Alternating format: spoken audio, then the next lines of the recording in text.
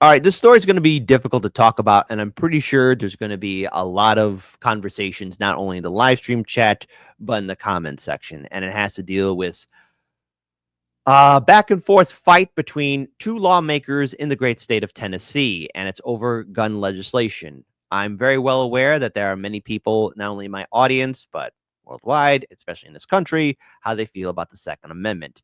I will have to say the actions at least one of the lawmakers should not have been done, especially when it gets time to be physically confrontational. It's not a good look. I understand that this is a very heated and sensitive topic. So I'll be playing not one, but two clips from this. If this is something that will easily get you upset, I'm sorry. I know everyone's going to want to leave their comments in here, but it's quite, and it has to deal with also a person close to one of the lawmakers who did do self-harm. So let's go ahead and play this video, shall we? Following some breaking news this morning, a confrontation at the Capitol. Representative Justin Pearson confronts fellow Representative Andrew Farmer after a back and forth between the two turned personal. You can see fellow representatives, including Majority Leader William Lamberth, holding Pearson back. So let's set the scene here. Pearson was back at the Capitol presenting a bill to change gun laws in Tennessee. Pearson had been away from the Capitol after his brother's suicide. Farmer spoke up after Pearson's presentation. Here is some of that back and forth.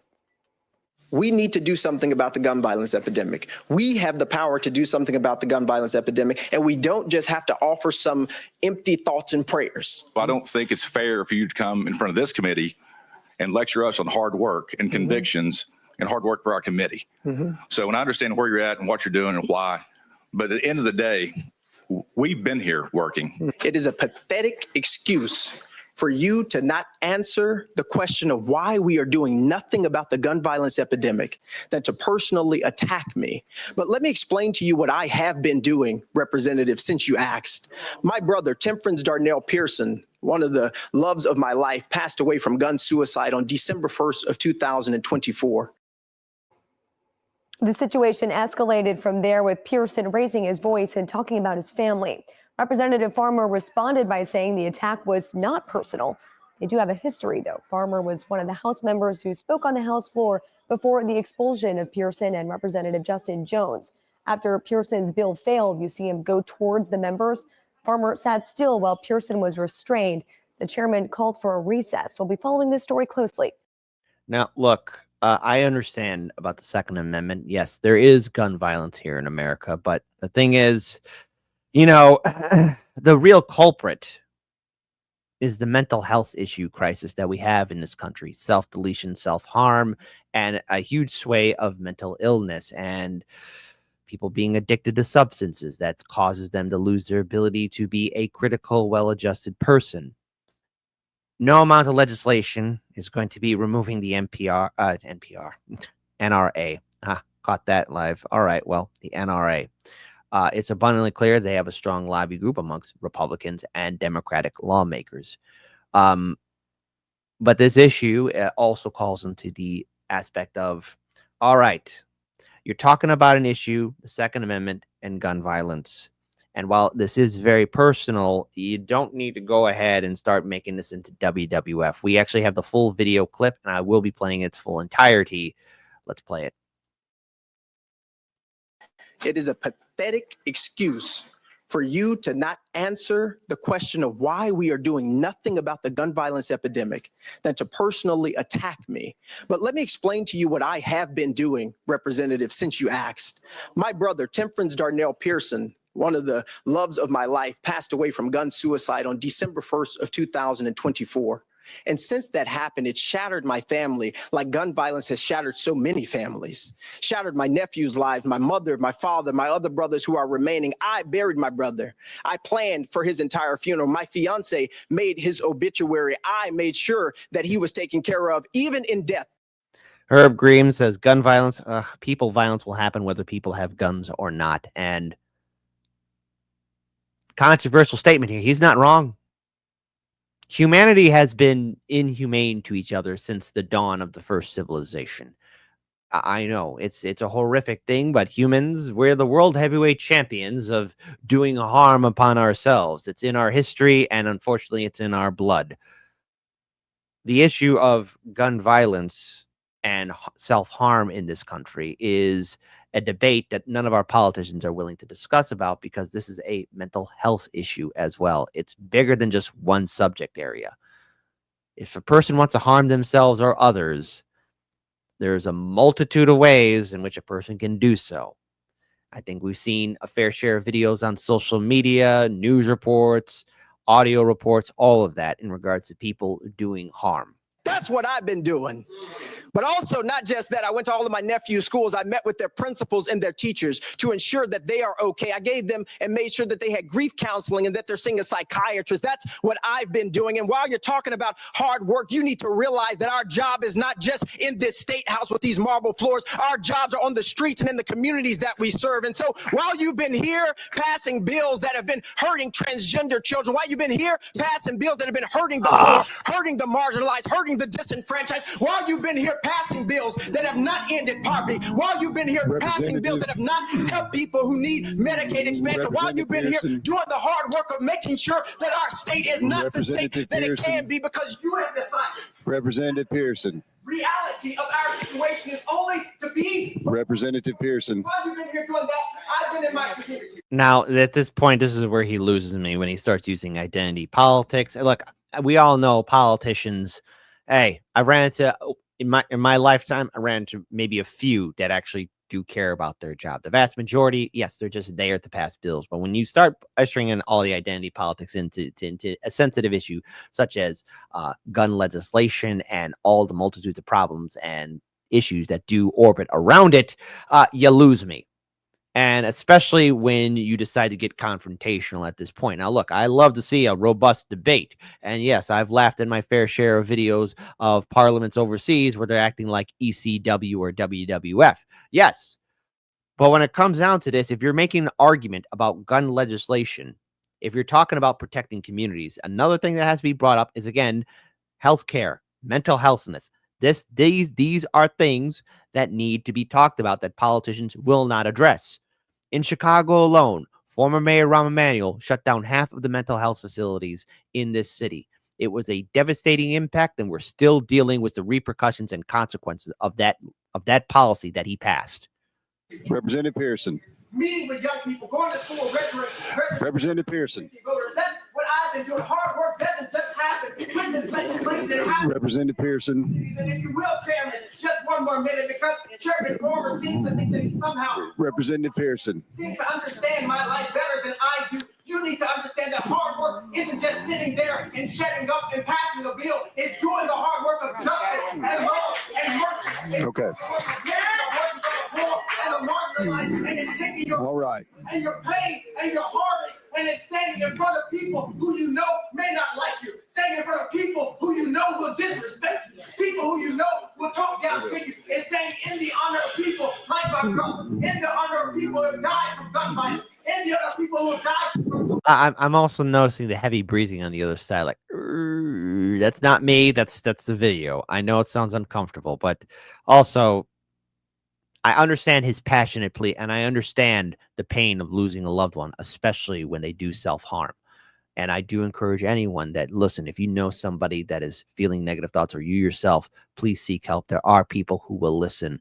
And I understand this is a sensitive issue. I get it. And I'm talking like this just because the all-seeing eye of Sauron, aka the censors.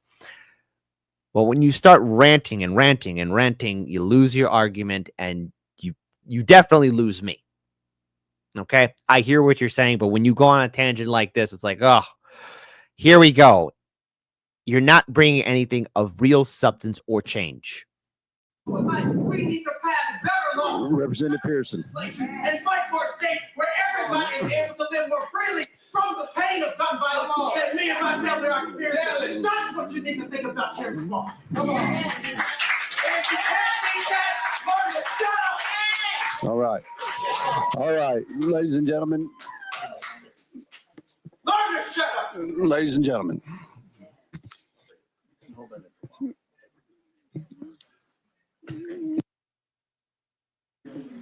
Chairman Farmer, briefly. Thank you, Mr. Chair. Representative Pearson, it seems that it's very common in your party when you disagree with a comment. Now, it's not disrespectful to you. Yes, you are. that you resort to yelling, basically. Lawrence Fine, I agree. Kid, he's fed up. I understand. Oh no, you're right. I like his conviction, but he could have went about it a better way. Absolutely. 100% agreed. And when things get too personal, and I've been there. I've been there as well. You know, you lose sight of the goal. All right. It's about keeping calm, cool, and collective, especially when the pain is still very raw and very real. Everything you just told me, you just did. I have a family. I've made sacrifices every year. Representative Pearson, ladies and gentlemen, we are going, ladies and gentlemen, Mr. Representatives, I know this is a very difficult time for you to be back up here. I'm sorry for all the things that you've experienced. You've been a great uncle. You've done the things that you were supposed to do to help your family. I understand that. If I was in the same situation you were in, I would be doing the same thing. I understand that. Okay. I know tensions are high up here today. Disrespect is high here. But ladies and gentlemen, we're going to do our best to be as civil as we can up here. Okay. And I appreciate that very much. So with that being said, I'm going to go to Leader Lamberth. He was next on my list. Move previous question on the bill. Previous question has been called on the bill. We have objection. Okay. We are now voting on previous question. All those in favor of previous question, say aye. Aye. Those opposed? No. The ayes prevail. We are now voting to send House Bill 1392 on to full judiciary.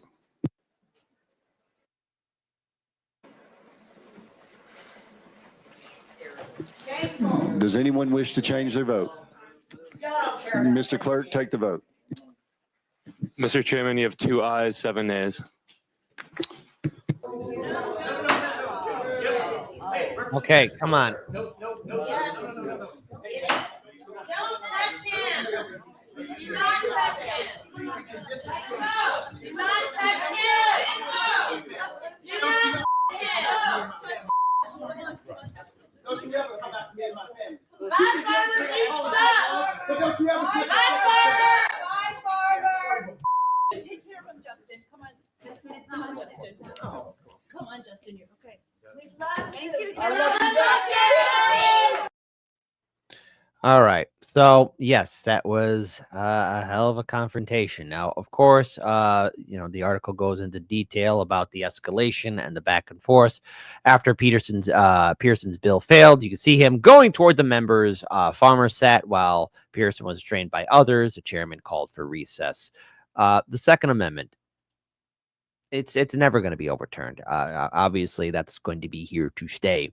But we need to talk about self-harm and how people can get better mentally and emotionally. And in a country, richest country in the world, where we don't have Medicare for all, it is important that we make do with the resources that are available to us. But because a bill failed, you just don't go up there and start saying, oh, well, how dare you? It's your fault. It's your fault. If you don't have the public support, or if you don't have the political pull or push, it's clear to me that your job as a representative, you need to start improving your statecraft and start building alliances. And yes, reaching out to the other side. Perhaps it doesn't have to deal with the removal of weapons off the streets. I mean, yes, if somebody wants something, they're going to get it.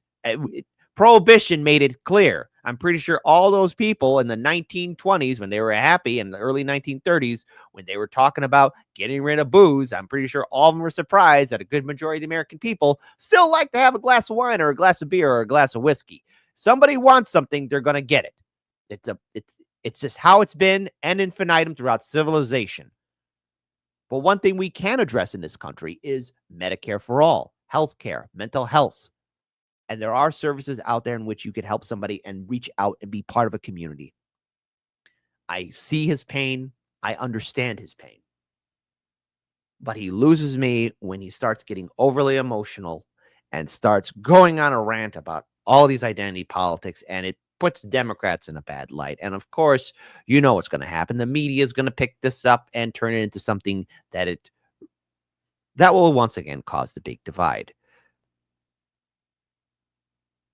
if you're going to be in office, unfortunately, you have to play the game. But there's a clever way of playing the game and being part of it, and more importantly, actually building something in which you can do some real effective change. Healthcare at the state level, Medicare for all at the state level, mental health investment, actually really encouraging people to speak to one another. What matters is that we have a serious problem in this country and a populace that has gone through a lot of trauma. How many economic recessions have we gone through? How many jobs in which people have been laid off? How many people have been evicted from their homes or apartments, or how we've seen small businesses get shut down? That affects a person and in turn leads to massive substance abuse. I mean, we have a system economically, politically, socially that is causing people to be astronomically depressed and perhaps cross lines that they never thought they would cross before. At the end of the day, that fight caused nothing except all what it did do is just cause more drama. I hear his pain, but it solved nothing in the end.